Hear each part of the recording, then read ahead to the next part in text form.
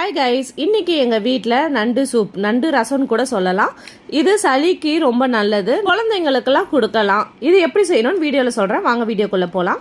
மிக்சியில் ஒரு ஸ்பூன் மிளகு, ஒரு அரை ஸ்பூன் அளவுக்கு சீரகம், ஒரு 10 சின்ன வெங்காயம், அதுக்கப்புறமேட்டு அதில் இஞ்சி பூண்டு போட்டு அரைச்சி எடுத்துக்கோங்க. நண்டு வந்துட்டு காலை உடச்சி போட்டுக்கோங்க. குக்கரில் எண்ணெய் ஊற்றி அதில் கருவேப்பிலை, தக்காளி, மஞ்சத்தூள் போட்டு நல்லா வதக்கிக்கோங்க. அதுக்கப்புறம் நம்ம அரைச்சி வச்சுருந்தோம்ல அந்த விழுதை போட்டு நல்லா மிக்ஸ் பண்ணிக்கோங்க. தேவையான அளவுக்கு உப்பு போட்டுட்டு அதுக்கப்புறம் நண்டை போட்டு நல்லா கிளறிக்கோங்க.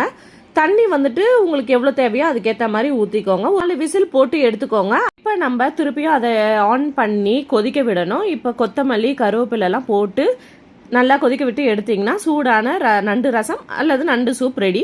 நாங்கள் எங்கள் வீட்டில் எல்லாரும் டேஸ்ட் பண்ணி பார்த்தோம், சூப்பராக இருந்தது. நீங்களும் உங்கள் வீட்டில் டேஸ்ட் பண்ணி பார்த்து கமெண்ட்டில் எப்படி இருந்தது சொல்லுங்கள். தேங்க்ஸ் ஃபார் வாட்சிங். Tata, bye bye.